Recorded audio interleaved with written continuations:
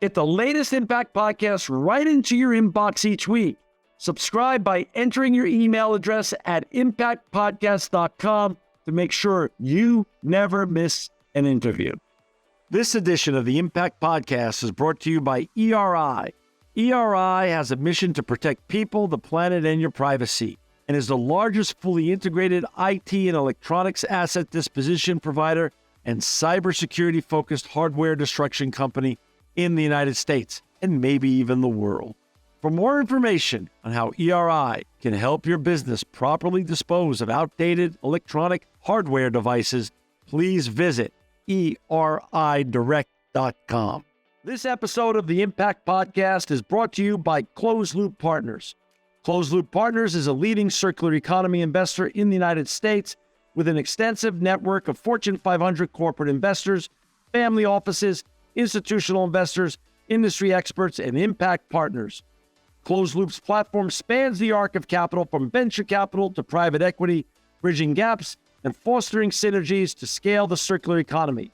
To find Closed Loop Partners, please go to www.closedlooppartners.com.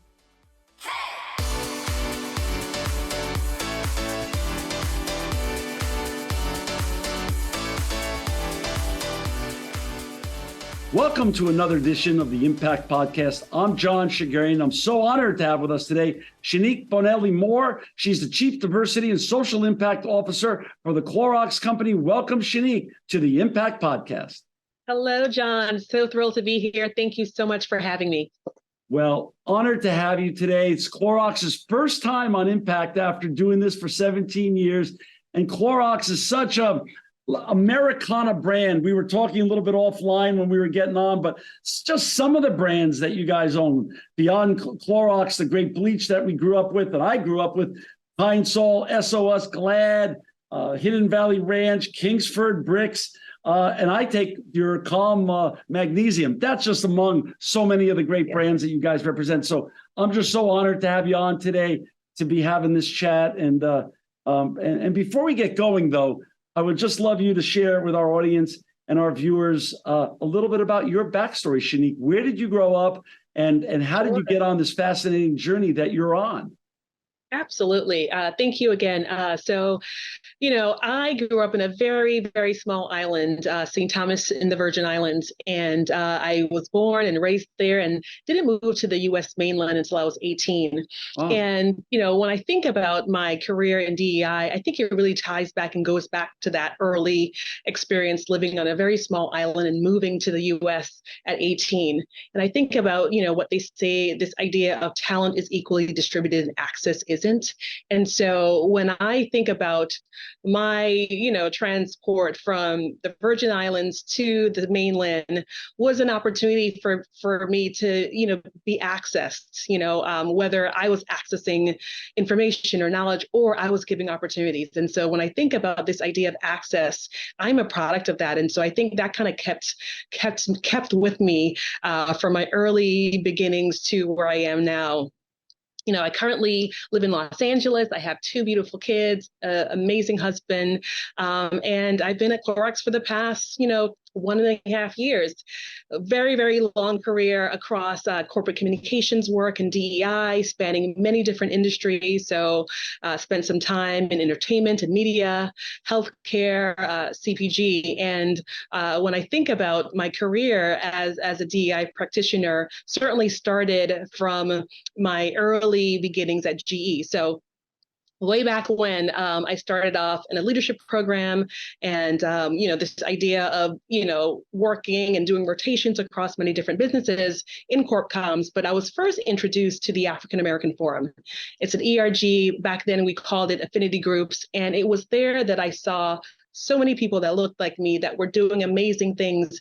And this idea of really creating a space for folks to grow and thrive and develop, that was where I found my home in the ideas around being developed, being mentored. And it was at that moment I knew the value that diversity or DEI played in a workplace and what it could do, not only for an organization and its success, but also for the people that are part of that organization. And so from that point on, I remember putting it on my vision board, Chief Social Impact Diversity Officer. And, of course, many years later, that's where I'm at today. And so all the roles that I did in between that time was really looking to hone the skills around certainly communications, but also how could I integrate DEI into my world through a lens of organizational design and employee engagement and culture. And so this is where we are today. Shanique, when you first came to the U.S., I always just love to learn the backstory a little bit more in terms of where did you go first? Where did your family settle first when you came? Sure. Well, it wasn't my family. So when I think my family's still back in the Virgin Islands, so I go home quite a bit.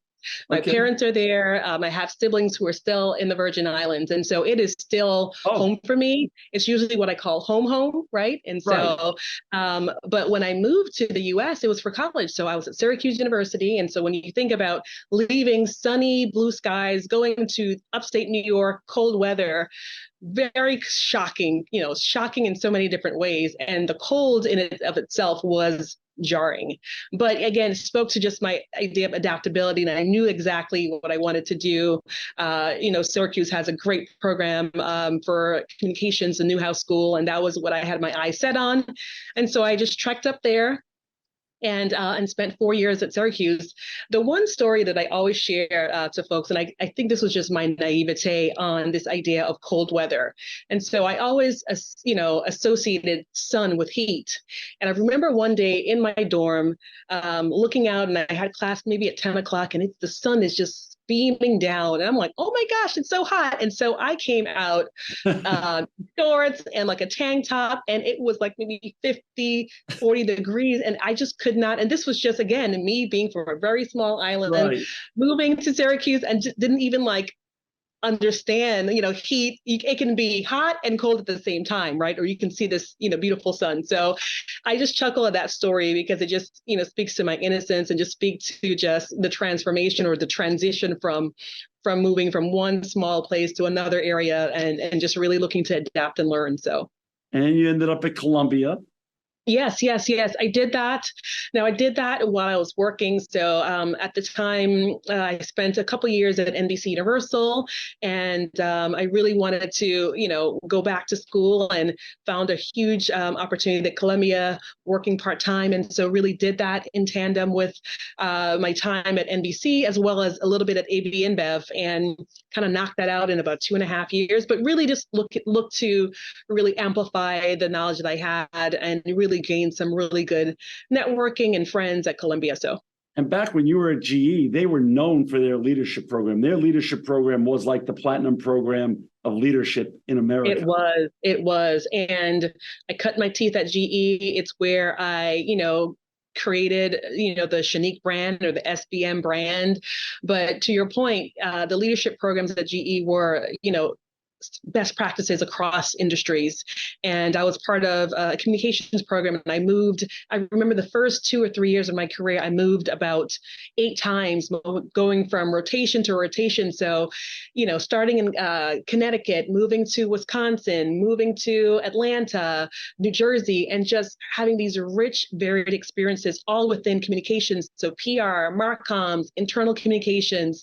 At the time, we called it community relations, just really diving into that work and, transforming my career in a significant way. And so really, I'll look to that experience as really formative years of my professional career. And the one thing that I felt, set me apart from other peers that I had, not only in the industry, but, across the board. Right.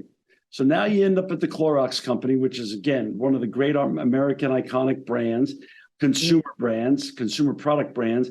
Your title is Chief Diversity and Social Impact Officer, which is straightforward. But what I've learned from this podcast over the last 17 years or so is titles are one thing, but what they actually mean at the corporation is another, because every corporation, as we know, is a living, breathing organism and has its own history and its own future and its own way of doing business, because its DNA is different from every other organization.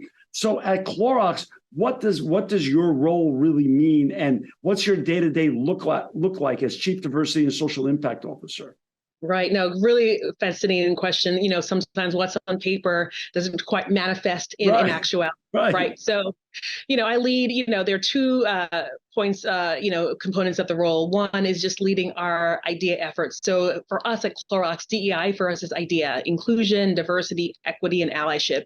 And, we expanded on our work to really encompass allyship equity to our equation. It's really thinking about how can we drive and build a diverse, inclusive culture within our company, but also think about the brands that we have. You alluded to that earlier. So many different brands across the globe that people and consumers love and appreciate. And so, how can we reflect the wants and needs of our diverse consumers across the entire globe at Clorox? And so, the work that I lead speaks to, internal facing idea work, external facing idea work around how do we look and build and grow our consumers with our diverse products and offerings. And so it's fascinating. What I love to say about the allyship piece, it really brings more people into the conversation. And so we talk about what does allyship mean and to practice allyship. And so this is an opportunity to really give people a place to learn, to grow, and also to act. And so we love using allyship as a way for us to do that. The second part of my job is social impact. And this is, the work that traditionally lands within our philanthropic area, our foundation, our Clorox Company Foundation. I manage that group and the work that happens there, employee giving practices, our granting program and community grants that we provide in areas where we work and live, and all the employee engagement work around volunteerism, thinking about how do we connect our purpose-driven brands back out there to communities and tying it back into just, this idea of doing social good in the community. For our listeners and viewers who've just joined us, we've got Shanique Bonelli-Moore with us today. She's the Chief Diversity and Social Impact Officer at the Clorox Company. To find Shanique and her colleagues on all the important work they're doing in impact and diversity, please go to www.thecloroxcompany.com. So let's go back. Well, one thing I want to understand a little bit more, because how, is size. How big is Clorox? Without getting into specifics of dollars and cents, but how big is Clorox in terms of people and places that you have to cover, that you manage, in terms of, this is a big role that you have in terms of diversity and impact, and how many people are you touching, and how large is your organization around the world? Sure. No, very good question. Clorox we are a mighty company, 9,000 teammates strong across the globe, in many different areas in the US, in LATAM, in UK and Asia. And so we cover a lot. But what is very striking about Clorox, the company is, medium-sized company, but you think about our brands. Our brands are much larger. Clorox, you said you grew up with Clorox. I have stories about bleach Clorox that, could rival, lots of comical stories. And so you think about the richness of our brands. We're in about 9 out of 10 households in the US, all our brands. So not only Clorox, you think Brita, Burt's Bees, you mentioned Calm vitamins, you mentioned charcoal, Kingsford. We have brands that consumers love, right? And so when you think about the breadth and depth of our company, it goes beyond size, and it goes beyond the size of our team, but just like the scale of our offerings and what people consume every day. And so in my short time at the company, I've spent a lot of time on the road. And so a big part of what I wanted to do at the very beginning was meet people and be out there. And so I've gone to many of our locations. I've traveled with Linda, our CEO, and some of our other executives to plants. I've been to our cleaning plant. I've been to our Glad plant. I've been to our Burt's Bees plant. I've been to our litter plant that opened last year in West Virginia. West Virginia, excuse me. And just, when I think about the lives we're touching, and I think about the people and how passionate they are about our brands and about really building something that, really transcends lots of generations. It's just really amazing to be a part of, and then to witness now from a different vantage point. Someone like you who's had a fascinating, not only classical educational background, Syracuse at the Newhouse School, public communications, one of the greatest schools in America in terms of public communication, then Columbia, and then GE, NBC Universal, and Anheuser-Busch, BuzzFeed, then UTA, now at Clorox. The great ones, rely on these two words called pattern recognition. Tiger Woods, Michael Jordan, Brady, Tom Brady. They're so good. Their brains get so great at pattern recognition. So walking into Clorox, you already had a brain that would process things in a different way because of pattern recognition, because of what you've seen with the depth of experience that you've had, both classical educational depth and also real life experience depth. What weren't you expecting that has been interesting and a learning process for you in your first year and a half at Clorox? No, good question. And sometimes I love these your spin on the questions. Sometimes people ask me why Clorox, and I say why not, right? And so when you get to this stage in your career, right, I think the what you're looking for in a role needs to feel a bit more fulfilling. And so there's a couple of things that I looked at, when I was, when the opportunity at Clorox presented itself. I love what the people-centered approach. You talk about values-driven company, purposeful brand that really do good for the community and the world in which we live. Sure. And so when I think about what surprised me, and maybe it wasn't that surprising because I'd done my homework and everybody that I spoke to said the same thing, this idea of how Clorox is truly people-centered and they live it day in and day out, right? And I saw that manifest, and I even saw that manifest in the work of IDEA and our social impact teams. I have a team of 9,000 teammates. That's how big the DEI team. And I say that because the passion that I see across our groups, whether it's within ERGs, whether it's in a department or our leadership, the amount of energy and integration that you see IDEA, that's how deeply embedded it is into our company culture, our brands, how we make decisions, and our business ignite strategy. That was truly surprising, right?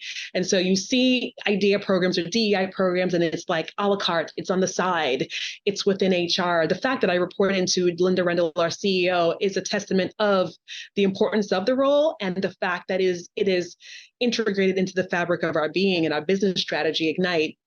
And so I was really surprised by how much passion, not only passion, because you can have passion, but still not know what to do with that passion, but this idea of operationalizing IDEA and DEI really came to life in an amazing way in which I haven't seen in other places that I've worked. And I love that because I had people who were eager, but I also had people who really began not asking questions about how can I help?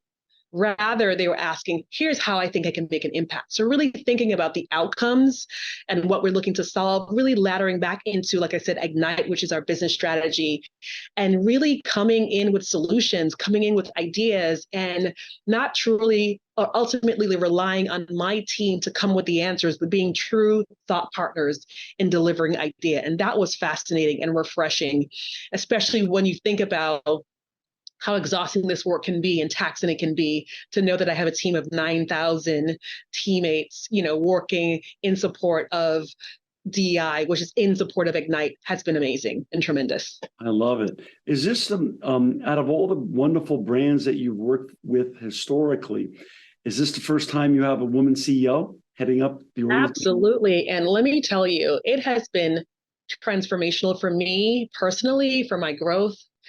Linda Rendell, I'm sure you've read up, and Linda Rendell is incredible.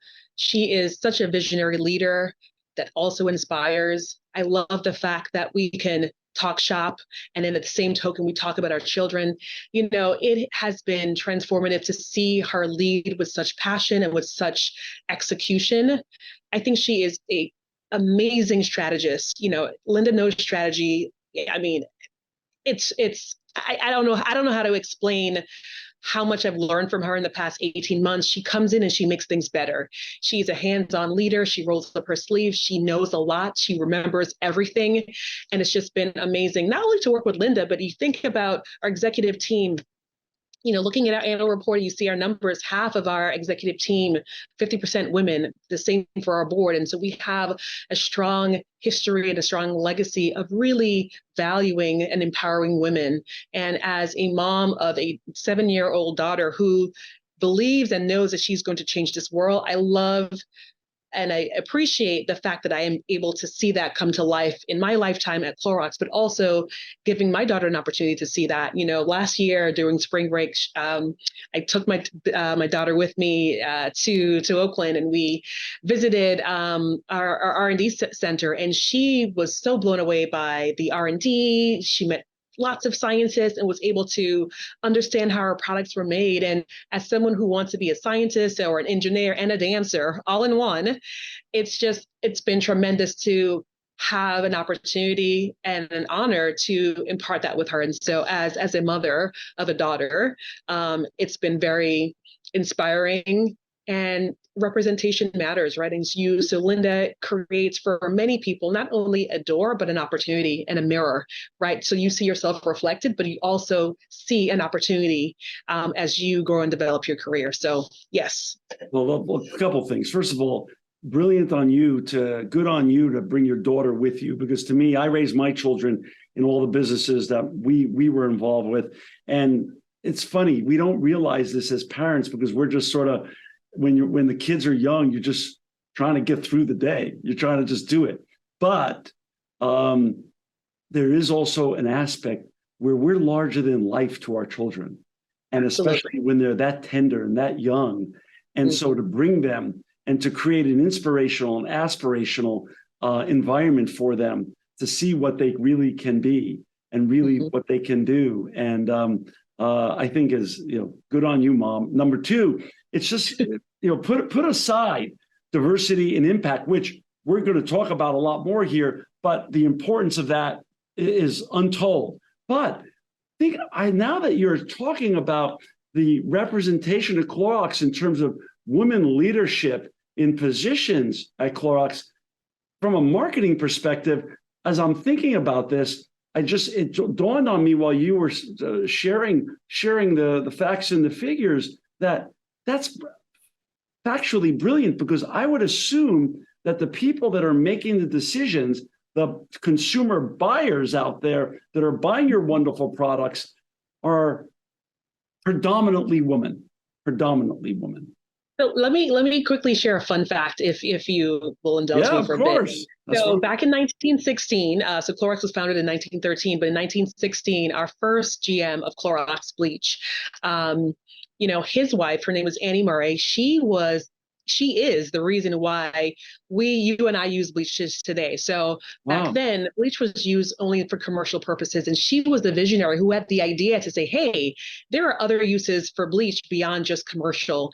And so she was that visionary who did that. And that was a woman, right? So, one of our first GMs. And so when I think about just a rich legacy around women empowerment, and you think, Women's History Month this month, amazing. And just to have that, to be able to tell that story and many other stories across Clorox, tremendous. Women's History Month. This episode we're taping it early in the year of 2024, but it is going to air during Women's History Month. How is that going to be? And now that you said this goes back to your DNA of the company, women making decisions that help set it apart, because what would have Clorox been without the bleach leading the way? So many great products have followed.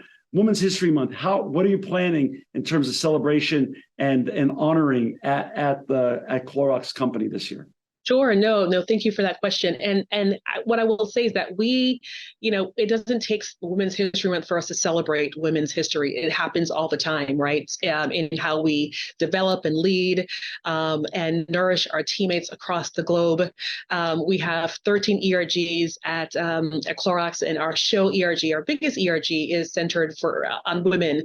And they have done tremendous work in creating rich experiences that promote professional development, that create safe spaces for women to really think about how they can manifest great careers at Clorox, how we can interpret what success looks like, and finding ways to accelerate careers by thinking about different opportunities. And our Clorox show ERG helps us do that.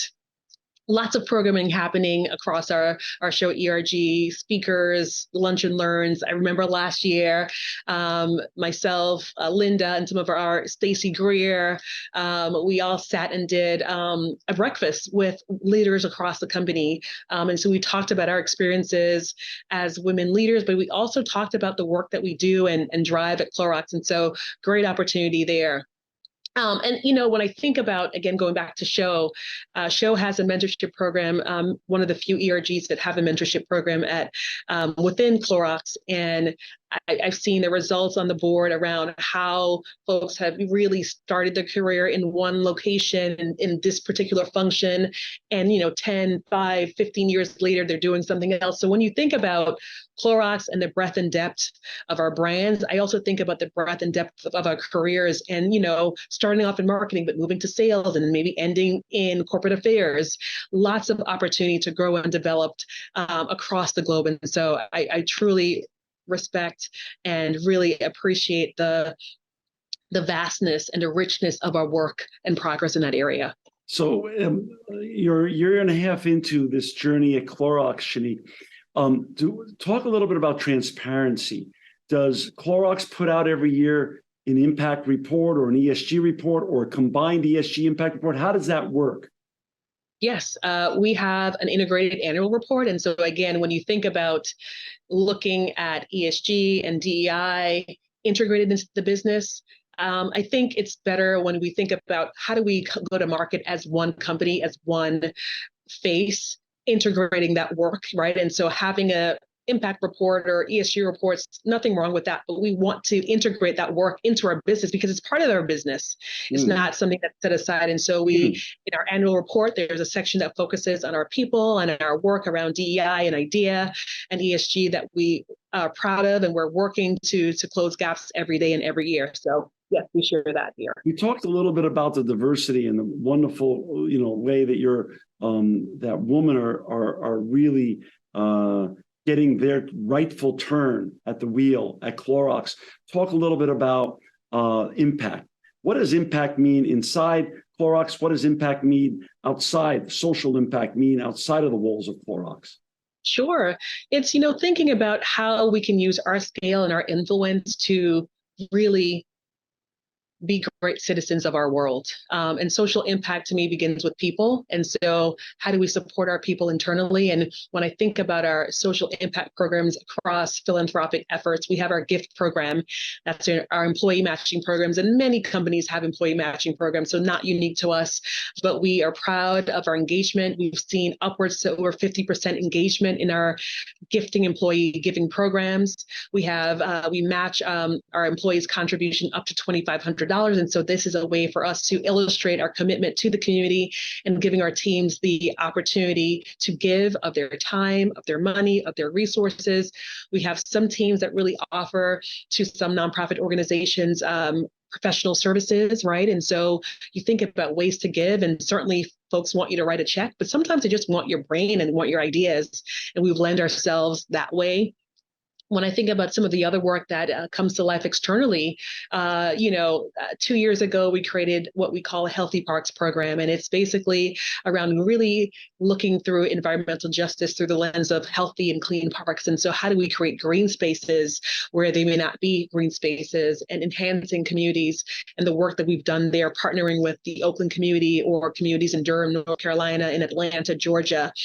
And so that work, manifests itself in so many different ways. We offer grants that we give to organizations working within our pillars, the areas that we support, from environmental to human rights and everything in between. And so again, I believe when you are as big as we are in size and scale, in share of voice in terms of how big our brands are, it's a responsibility. We have a responsibility to pay our way in this world through our giving efforts, through how we work to build our communities where we live and work. and pay that forward and give our employees an opportunity to do so as well. Shanique, where do you draw your inspiration in terms of both the work that you do and the importance of the work that you do, and also benchmarking when you're looking at Clorox and thinking, okay, here's where we are today, but we could always be better. Where do you look for benchmarks? Do you look at other consumer product brands, or do you look to other industries as well for benchmarking on your important diversity and impact work? Sure. Well, the first you've asked about inspiration, and that's a very easy answer. I get my inspiration from my children. They are my North Star. And so what I do for them is for them. And I want them to be able to come up in a place where they are able to pursue and dive into new opportunities and think about how they can have their impact in the world. And so that is at the forefront of what I'm always thinking about, is just like, how can I make the world better for our children, your children, the children of the world, and work that way. How I draw how I work, certainly looking at different industries, looking within our industries, but really truly understanding, where are we in our work? How does it connect with our Ignite strategy, and looking to close those gaps, right? And so, yes, I can find great best practices across industries or within other consumer product companies, but I also know what we're looking to solve. And so, right, these are never cut and paste experiences. Right. It's about really thinking about what are the needs of our business and our people and the people that we serve through our consumers and our community, and looking to close those gaps that way. And so that is what I do. And so when I think about our gaps, then looking to find opportunities to grow and develop. How can we do this better? How can we plus up this? How can we evolve this? How can we maybe discontinue something because it's not really adding the value, and just really continuously evaluating the work, knowing that we're trying to make this systemic change and grow. The one thing, that I maybe would share, I love the opportunity that I have here at Clorox. And last year was afforded an opportunity to travel with my VP of Sustainability to Ghana. And we did some responsible sourcing work, or at least looked at some of the responsible sourcing work of our team. And so Burt's Bees leads an initiative called the Shekeeper program, which really champions women-centered agriculture, economic empowerment, and commerce in Ghana. And so Nikki and I traveled to Ghana with our Birds team and really saw firsthand the work that we're doing to really create a better world in Ghana, and really think through not only the value in terms of building community, but also commerce piece, and really empowering women to be self-sufficient and independent and being business owners and leaders. And so during that trip, we had a chance to visit 6 communities where we saw beekeeping happening that were spearheaded by women. We saw how our shea kernels, which is a huge ingredient we use in our Birch products, how shea is harvested. And so we saw how they transacted business. We saw how the shea was harvested and created. So it starts from a nut, and then it goes through all these different processes and ends in what we see as a shea that's then used into our products at Birds. And so that opportunity and that experience was revelatory in really just being able to connect and being proud of the work that we do at Clorox, because you saw that manifest in such a real and material way in Ghana, and truly a proud moment for myself, for Nikki, to see the community impact as well as the economic impact. So you have 18 months behind you. You have your learning curve is now down. Obviously, it was down, I'm sure, very quickly, but let's just say it's really down now. Sure. And now we're going into this 2024 and beyond. What projects and initiatives are you now, Ghana's amazing. That's an amazing story. What are you excited about that you're working on this year and beyond that you could share with our audience today? Absolutely. And so when I came into Clorox, one of the first things I did was just took a step back. So nobody wants someone to come in and say, hey, we have to do this, we have to do this, we have to do this. And so I was like, no, I want to spend some time listening and learning. And again, there were amazing programs in place. I came, and so I have not authored all these great things that have happened at Clorox. I inherited these things, right? And so we are in a place of evolution. We're a place of evolving. I like to say plus upping. And so looking to find, the work that we currently lead, how can we enhance? And then also really, again, putting it through that lens of, are we still solving for this? Are we utilizing the best resources? How can we drive systemic change? So change that is not just something that happens one time, but it's lasting and sustainable. And looking at that, I spoke to the passion of our teammates and giving them, and the excitement that they come with. And I'm trying to bottle up that excitement and then redirect in places where we need more support, right? And so thinking about how can I utilize my huge team, which is the entire organization, to then move on different areas within our idea work. And so allyship is something that we're looking at and creating an allyship framework to say, here's how we do allyship at Clorox. I talk about how do we decenter ourselves to center other people? How do we take our insiderness and bring folks in from the margins inside who are outsiders? And so how do we do that? How does that come to life in a workplace, right? It comes to life through mentorship. It comes to life through sponsorship. It comes to life through making a space, giving people an opportunity to express themselves. And so excited to see that work come to life. Last year, we launched IdeaCon, which was a week-long takeover of all the idea work that we've done. We did it in tandem with the launch of our strategy that we spent about 6 months working on. And it was a moment in time where we gathered our employees from across the globe. We had, I think at the end, more than 30 plus events. We had external speakers coming in. We had folks from our business talking about how our brands integrate with IDEA and ESG. And it was a tremendous opportunity for learning, but equally a tremendous opportunity for networking and community building, and in a place where folks are coming back to the office more consistently. We want to create those spaces where folks are excited to come to work, right? Not only for the work and that they lead and their teams, but what other experiences can we offer at Clorox that would really resonate with our teammates in this idea of a great place to work, a great place to thrive, and a great place to grow. And so really excited about what's ahead for us. I love it. And for our listeners and viewers, to find Shanique and her colleagues, they could go to www.thecloroxcompany.com. Shanique, thank you for joining us today. I want you to feel very free to come back on our show and share your continued journey at Clorox. This is really important and impactful work that you're doing. I'm so grateful, not only for your time today, but I'm so grateful for all the work that you and your colleagues are doing at Clorox. And especially, I'm really grateful that you're making the world a better place. Thank you, John. Thank you so much for having me. I would love to be back, maybe back next with, our head of sustainability. Lots of good work happening at Clorox, and, grateful for the opportunity to be able to share that good work and progress. Thank you. This edition of the Impact Podcast is brought to you by Engage. Engage is a digital booking platform revolutionizing the talent booking industry. With thousands of athletes, celebrities, entrepreneurs, and business leaders, Engage is the go-to spot for booking talent, for speeches, custom experiences, live streams, and much more. For more information on Engage or to book talent today, visit letsengage.com. This edition of the Impact Podcast is brought to you by ERI.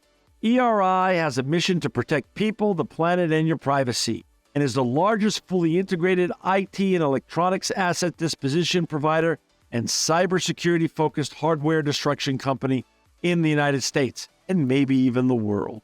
For more information on how ERI can help your business properly dispose of outdated electronic hardware devices, please visit eridirect.com.